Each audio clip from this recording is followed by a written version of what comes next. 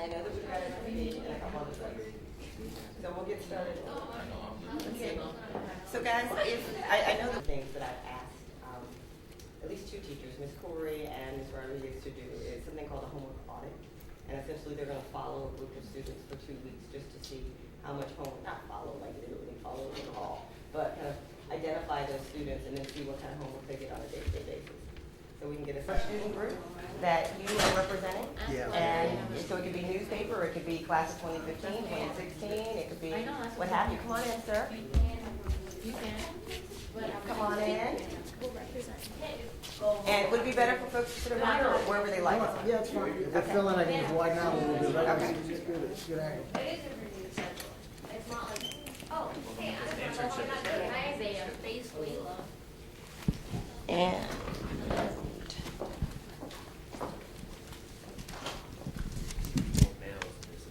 anyone need a pen or a pencil? Pen or pencil? Got it. Okay. Okay, sounds good.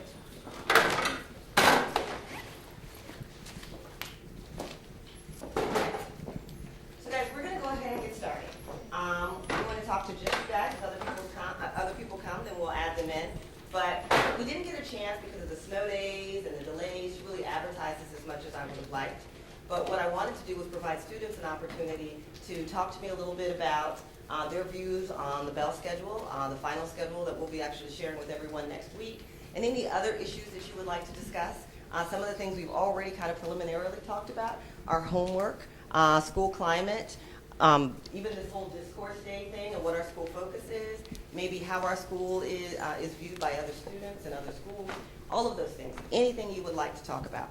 My personal interest is I really want to hear your feedback about the Bell schedule, because though we've committed to a certain type of schedule, I want to make sure that whatever we do moving forward takes into consideration things that you might be concerned about. I know there's some particular concern about abbreviated schedules and internships, all of that.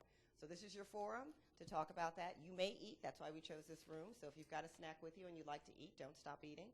If you've just arrived and you've not filled out an index card, then you need to do that. On your index card, you're writing your name and whatever student group you're affiliated with. So the reason we're doing that are two things. One, all of the folks who are here you all are eligible for a drawing for Chipotle gift cards. And so you want your name on the cards. When I pull it, I'll know actually who to give the gift cards to. And then the other piece is that the student group that has the most representatives will receive a $50 contribution from the school to their organization. So for example, if I've got a lot of people from 2016, where are you? These folks, okay, 2016, it may be that the class of 2016 gets a $50 contribution to their class, which helps with a lot of your fundraising. Or, for example, if I have people who are here from the class of 2017, where are they? Okay, so you may want to text some friends, but if I have people who are here from the class of 2017, then if you all have the most representatives who contribute positively to this discussion, then the $50 contribution goes to you. And then all of my other student groups, cheerleading, newspaper, MSP, all of those folks are eligible. So I'm going to,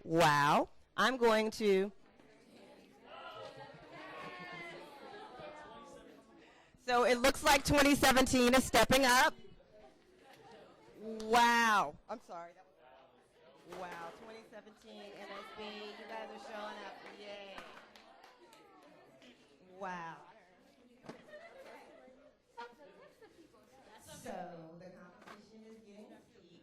Now 2017 is in the house.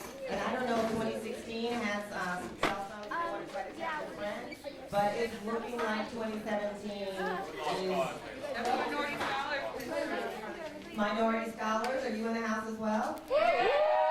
Excellent, excellent. Again, what is up for grabs? Individually, you are eligible to win, thank you, a Chipotle gift card. And so certainly that is something that you individually can get. But whatever student group that has the most representation gets a $50 contribution from me to your organization. And that'll help with your fundraising and anything that you would like to do. I want to invite you, if you're sitting on the floor, and you're welcome to, because this is really conducive to that, that's fine. But if you're in the back and we can't see you, if you want to look for a chair or even actually spread out around here, that's fine.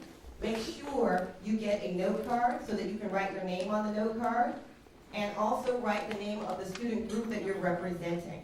So if you're here for your class or for a certain group, you need to put that on the card so that when we tally this up, we make sure that the right group gets the $50 contribution. So I'm just going to hand the index cards out, and if you could pass those around to make sure anyone who needs one gets one. And if you can remember to write your name and the group you're representing on the card. Before you leave, that card has to go in this basket, because otherwise you won't have your name pulled. Okay? And if some other folks arrive, we'll invite them in. Anyone who comes, all you have to do is make sure that they get an index card. Pencils, I have a whole bunch of pencils.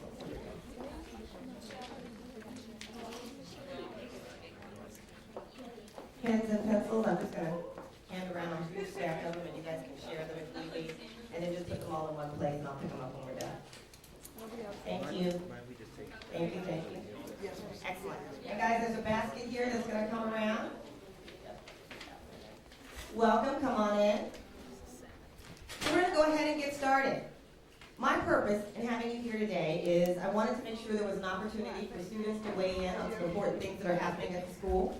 You know that next year we're looking at moving to a new bell schedule. And that bell schedule is going to be a hybrid 7 block. And so I want to make sure, come on in and take a seat wherever you like. I want to make sure that I hear from you any concerns that you may have about the hybrid 7 block. And I'll talk to you a little bit about what those periods will look like and how classes will be impacted. And then I also want to take any questions from you all. It's pretty informal. Have your lunch if you brought it with you. If you'd like to ask a question, because we are filming and I want to make sure that we have this, I am going to ask that you try to move to one of the mics if you can. If you can't, this room noise carries, so it's fine. And if you'd like, I can try to hand the mic to you. So it's pretty informal. But I do want to make sure that I grab all of your opinions. Again, a reminder about the note cards, get your name on it. Make sure you name you have the group you're representing as well. So let's begin. Let's talk about the bell schedule. So does anyone have any questions or concerns that you would like me to answer related to our new bell schedule for the next year? Yes?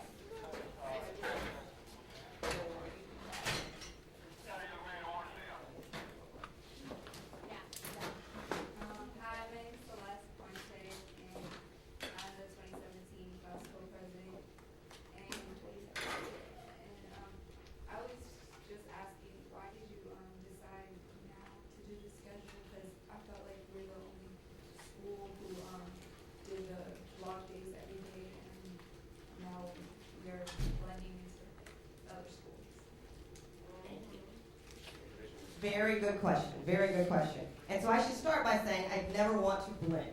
So that is definitely not a goal of mine. I like the fact that Northwood is a very unique place. And not only do I want to continue for it to be a very unique place, I want to make sure that everyone understands the brand of Northwood, meaning that we offer something very special here that students can't get all over the county. But there are a couple of very real things that happened at the same time, which is why this seemed like a good time to have the conversation. One, there was a new teacher contract that came out in Montgomery County Public Schools. And so last year was the first year that it went into effect. And what that new teacher contract said was that all teachers had to teach the same number of courses. Now, something that people may not be aware of is that here at Northwood, teachers currently teach 6 out of 8 courses. So your teachers teach 6 classes. We are the only school, other than Tacoma Park Middle School, where teachers teach 6 out of 8 classes. Every other school, teachers teach 5 out of 7. Or even if they have an 8-period day, teachers teach 5 out of 8. So I was going to have to, because of the contract, change our schedule to make sure that our teachers were following contract. In other words, I no longer could make someone teach 6 classes when really by contract they only have to teach 8. So essentially you have great teachers here, and they haven't minded teaching 6 out of 8 classes. It was out of contract. Essentially they were doing more work and getting paid less money, to be frank. But the new contract says that they can't even volunteer to do that anymore. That essentially they have to have only 5 in order to be equitable. So what that was going to mean was that we were going to have to reduce the number of classes we had anyway. And then rather than reduce the number of classes we had anyway and then scramble around trying to figure out how we were going to find the extra people to teach all of those courses that fill your schedule, the staff decided that they wanted to actually have a schedule review. And every 2 to 3 years in Montgomery County, you can have a schedule review. And the trigger, the thing that makes that work, is that 50% or more of the staff can decide, look, we want to have a schedule review. The county can say, look, you need to have a schedule review, or the administrators can decide that it's time for a schedule review. In this case, staff, in light of the contract, decided that they wanted to have a schedule review.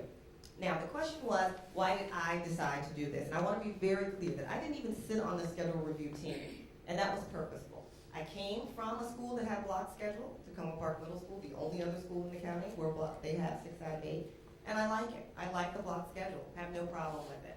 But I do know that there were a lot of different views, and so I wanted to make sure that the schedule review team had people from all different departments.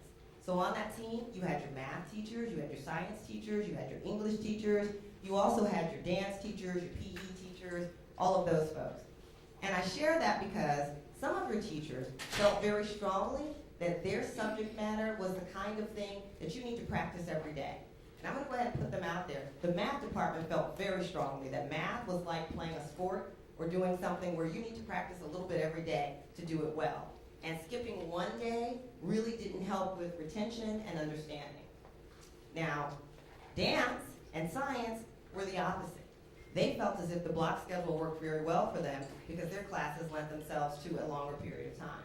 So all of those people were at the table, all of them having a discussion about what would be best for the school. Long story short, all of those folks agreed that they would have to give up something to make it work for everyone. So when I say that the hybrid block is the best of both worlds, that's an agreement that everyone at the table came to because people didn't want to give up the block completely, but they also wanted to make sure that people in those other subjects had an opportunity to have those shorter, more frequent periods. So it's not ideal, but it does include a block, but it also includes an opportunity for those short, quick periods. So that's where we are. I will say this to you. In 2 to 3 years, which for my folks, class of 2016, class of 2017, you'll be gone. And we can actually open this discussion up again and decide to change it. Any other questions related to the schedule review? Yes, sir. You may. Just. How do the schedules look? Because I haven't seen them, but is it that we have like 3 classes, then we have the other 2 that are longer? How is it? I'm so glad that I'm hearing from you. The question was, how does the schedule look? And so the Bell schedule team, which is a group that once they got the decision, had to put into place what passing time would look like, when lunch would be, and what classes would look like, has just completed their work. And so I'm going to actually put that on the website by the end of this week. So that's why I wanted to have the conversation with you, because some of the words that you all share with me might actually make some change.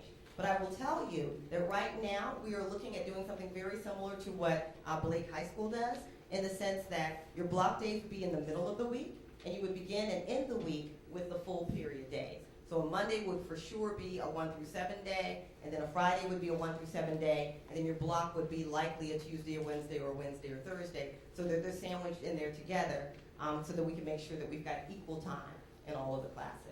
The other thing that we're looking at is adding a little bit more time to lunch, which I think is a huge plus. It adds about 15 to 20 minutes to lunch, which gives you time to actually eat your lunch and go see a teacher. Oftentimes people want to go see a teacher, but you kind of have to make the choice between, well, if I do that, I'm not really going to have time for lunch and to socialize with my friends. So you will have an opportunity to do that. And then the other piece is there is one class that will meet every day and will never have a block. And that class will be 5th period. And so one of the discussions we're having is, what classes should we never put in that space? For example, we're going to really try never to put a science class in that space, or never to put a dance class in that space, because it's just 50 minutes, it's just not enough time to be able to get changed and get out there and do it. And if you never have an opportunity for a block, you would lose the value of that class. The other thing that I don't know that people fully understood is under our last schedule, if you are, for example, in an AP class, and you know, if you're in an AP class, you take those tests early. You don't wait until final exams, you take them early. So those folks actually, compared to students who were in 7-period day schedules, were receiving on average about 2 weeks less instruction than their peers at another school. So I'll make it plain. If you went to BCC that has a 7-period day, and you came here and you were in the same class, because you meet every other day for 90 minutes, and because they meet every single day for roughly 50 minutes, if you do the math and add up how many minutes of instruction they have versus how many minutes of instruction we have, they have the equivalent of 2 weeks worth of learning that you don't get because of our current block schedule. So when you start talking about it, there's a lot of reasons why this is good for us. Any other questions? Yes? For internship students next year, I was just wondering how the schedule was going to work if we have certain classes a day. Great question. One of the people who was on the team was Mrs. Gill, who you know is our internship coordinator, and she said that the whole reason that she was on the team was she wanted to make sure that we could preserve our internships.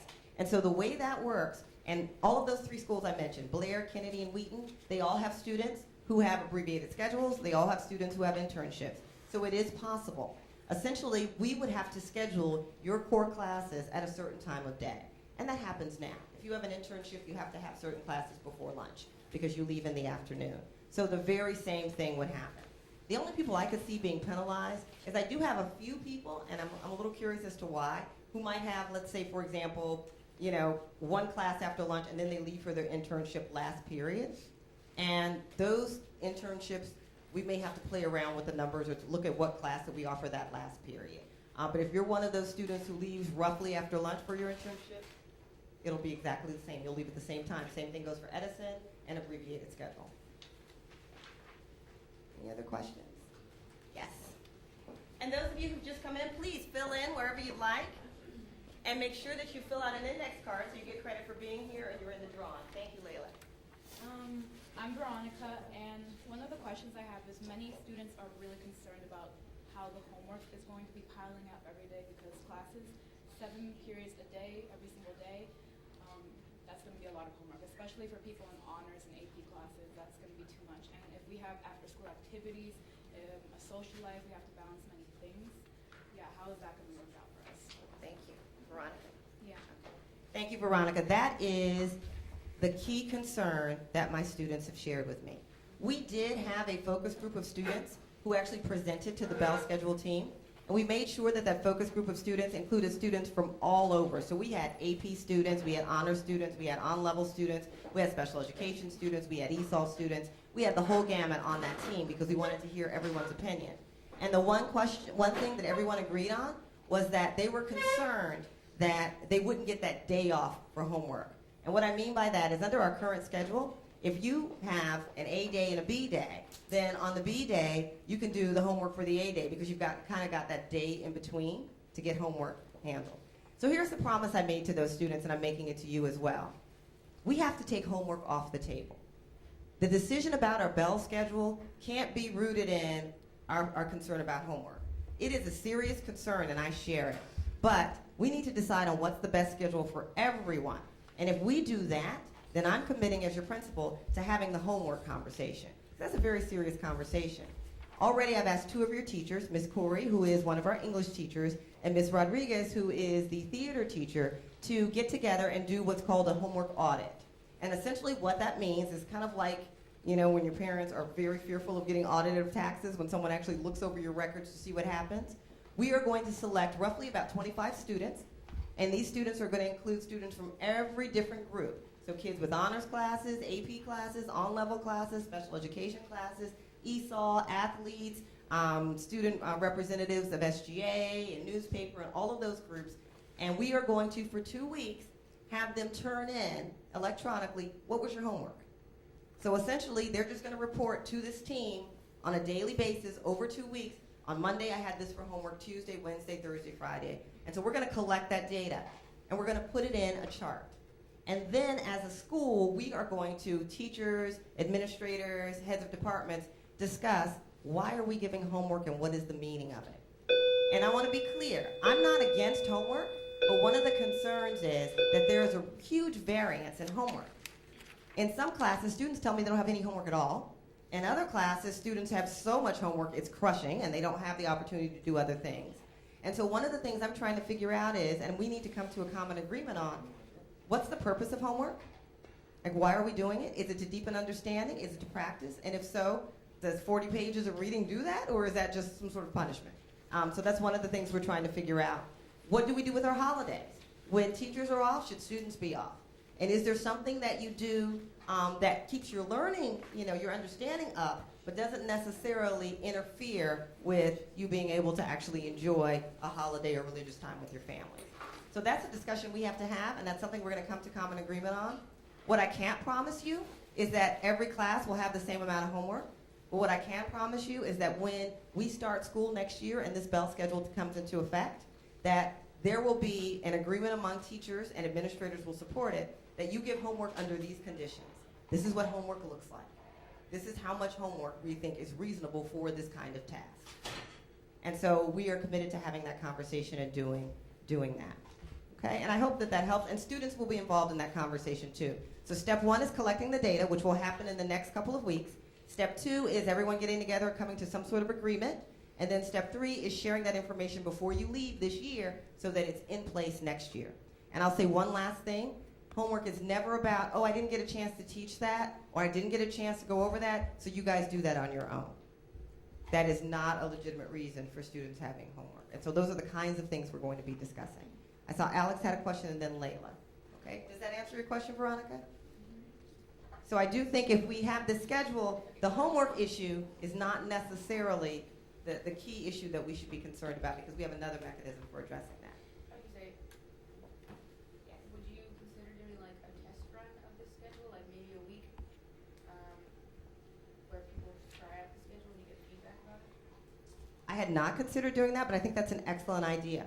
I think that if I suggested something like that right now, with the park assessments and snow days and all of that, that teachers would go running and screaming from the building. But I think maybe post-testing season, which seems like it's several months in a row, but that would be an excellent idea, to do a little bit of a test run so people can get a sense of what it's like.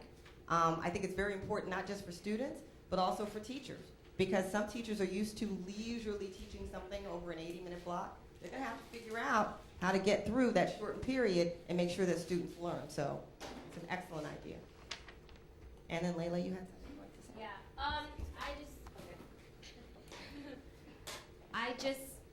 I just wanted you to kind of explain the relationship between us not having like abbreviated schedules and how that's not in correlation with the change of schedule, which is what you had told me. But I just wanted them to know too. Okay, absolutely. So I think a lot of messages went out at once, and so people kind of group them with, as a result of the schedule, these things are so. And so I need to kind of decouple one of these messages for a moment. I have concern about abbreviated schedules, and I'll be frank about that. My concern about abbreviated schedules is that I believe, in my experience, I know that colleges and employers are looking for folks to be students full-time, all the time. They want to see you enrolled in courses all the way up until the very end. And those of you who applied to colleges, you know that those colleges are looking at your second semester grades, not necessarily as why they're admitting you, but just to confirm that you are who they thought you were, that you didn't just kind of blow off the remainder of your senior year. That said, I do understand that there are very legitimate reasons for having an abbreviated schedule. So one of the things I said to counselors in the beginning of the school year was, we need to look at our policies for abbreviated schedules. And we need to think about who has an abbreviated schedule and why. And certainly, we are going to continue to allow students to have abbreviated schedules. But I'll be frank, I am discouraging abbreviated schedules if you really don't have a job to go to, you aren't actually, enrolled, you really don't have anything to do but just hang out, because a lot of my kids with abbreviated schedules end up asking me for passes so they can stay in the media center and work on things. And Mr. Brennan's smiling, but so they can work on things because they don't really actually have anywhere to go. And that's fine on an occasional basis, but the question it raises for me is, well then, why don't you just enroll in a class that you've always thought about taking? Why don't you just explore something different? And the reason for that is a couple. One, colleges and employers are looking for that, and I know that from my experience, and in good conscience, if I'm going to be your advocate, and I am, I have to encourage you to do what's going to benefit you. I can't say, just hang out, you've earned it. That's just really not the right message that I should be sending responsibly to you. And then the other is, it becomes a safety issue for me as a principal. If I have students who don't have classes, who are in the building, and I'm not really sure where they are, and there's any kind of emergency at all, I'm accountable for you and I don't know where you are. So it makes me seem really mean, particularly on very cold days, but if you don't have anything to do, I have to ask you to leave. And so certainly I have granted permission for people to work in the media center for a brief time, but it gets to be problematic when there are large numbers of them. So what I was talking about with Layla related to abbreviated schedules, internships, you've got a job, you've got a legitimate reason, and I won't go over all of them because some of them are personal and you'll have to share with me, then yes, you get your abbreviated schedule. And our schedule works well with that, very much the same way that the internships do. We would schedule the courses that you need in the early part of the day, and then you would be able to leave after lunch. The other thing that people seem to believe is that the 8-period block gave them the opportunity to get so many courses out of the way that they really didn't have to do that much coursework by the time they graduated. You still will have ample room in your schedule to take additional courses or to have an internship in your senior year if need be. Does that touch on what you wanted me to say, or was there something additional? Like the scheduling, Oh, that was a real problem. Last year, and thank you for reminding me of that, this year, I had a number of students. For example, I think the student leadership class is one of the big examples. A lot of my seniors wanted to take, AP classes and so forth, but they also wanted to take, student leadership or all of these other things, and they have these limited places where they can take classes. And so in order to get everyone out of the building by noon so they could have their abbreviated schedules, you only have 2 classes you can take in the morning, so something has to give. There's no way I can offer all of the classes you personally want in the morning and then not be able to serve the needs of the rest of the students. So it really created a scheduling nightmare because I couldn't get everything in the morning with the number of students that I had with abbreviated schedules because there were just such a huge number of them. So that's one of the concerns we have to look at as well. Yes, and it's almost raffle time. I'll take one more question. Yes, sir. I heard that.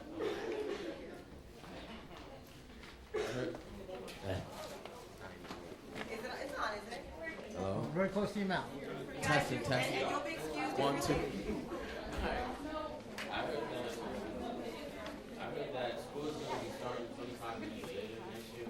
I just wanted to know what the purpose is that. Because if it's for getting us more sleep, it wouldn't really make a difference. Because in order to solve that problem, I feel like we would need 1 more hour in the day for us to be able to get enough sleep. So I just wanted to. No, thank you so much. And guys, I know a lot of us were getting our raffle tickets in, so we may not have fully heard the question, but the question was about the later bell start time. And we will be starting school later. In fact, we've adjusted our new schedule so school would start classes would start at 7:45. And the concern was initially that students needed more sleep because students in your age group tend to need more sleep physically. His concern was that the 20 minutes seemed like that didn't really answer the need because, to be perfectly honest, if you start school 20 minutes later, how many of you are going to get more sleep or how? So a couple of us who love sleep, and I'm with you, will use that 20 minutes to go to sleep. A number of other people will still get up the same time, maybe stay up a little bit later the night before. And so the concern is, what was the point of that? And I'll tell you what I think. I think that the Board of Education was in a really tough position. I think they were in a tough position because they had a group of advocates who really were looking for more time for students to sleep. And that proposal started school about 55 minutes later, almost an hour later. There was another group of folks, and many administrators were part of this group, who really wanted it to stay the same. I will tell you that my concern has always been my folks with after-school activities and those kinds of things. How late would they be getting home and so forth? And a whole hour felt like I was having students who would normally be on a Friday night on the road, 8:30, 9 o'clock, now getting to 10 o'clock and so forth, coming from a school event. And that seemed to be problematic to me. So that was my concern. So I think that the Board of Education, and I'm not speaking for them, this is my thought, decided they would split the difference and compromise with this 20-minute plan. And sometimes when you come up with a compromise, you end up with no one being completely happy because the folks who wanted more sleep were like, that's not enough time for sleep. And the folks who thought that, I really don't want kids to start later, we're thinking, well, 20 minutes is not that big of a deal, but it's enough of a deal to be an annoyance in the sense that I have to go now and change all my schedules and change everything around for 20 minutes, and I'm not sure that it has the value that people think that it will. Bottom line, however, school starts at 7:45, and the good thing for Northwood is we're doing all of this at once. We've got a new bell schedule, and we've got a later start time. So the adjustment period, at least we're doing it all at once, as opposed to having to do it piecemeal. But I understand, and I know that the Board of Education is getting an earful from parents, from students, and lots of other groups about their decision. So that's where we are. And it ends at 2:30. Pardon? And it would end at 2:30. Absolutely. School ends at 2:30. I've got to do a raffle. You have a question while I pull a name? Yeah, you know how we have it's it's 1 through 7 from like you said Monday, Tuesday, Wednesday, and Thursday are the block, and then it's Friday. So will those periods of block, when you guys have to figure out if like people who take chemistry and have labs, will those classes go in the block schedule or wait like you on 1 through 7? So those classes will on Mondays and Fridays absolutely be on the 1 through 7. But we would also make sure that those kinds of classes would never be the class that always meets for 50 minutes. So you would always have a block. And what most of my science teachers have said is they don't typically have more than 1 lab a week. So that they would just always plan their labs for the block days. That's the way they would handle it. Okay. So I've got to pull 3 names now. Wait. Yes. Oh, then I need to make sure I have them. I've got to pull 3 names. And these 3 names walk away with a Chipotle gift card. And then the other piece is I am going to ask my team to count up the number of student groups that you represent. And the student group that has the most representatives will walk away with a $50 contribution from me to whatever group you choose. So it could be the class of 2016, which has a lot of folks, class of 2017, class of 2015, MSP.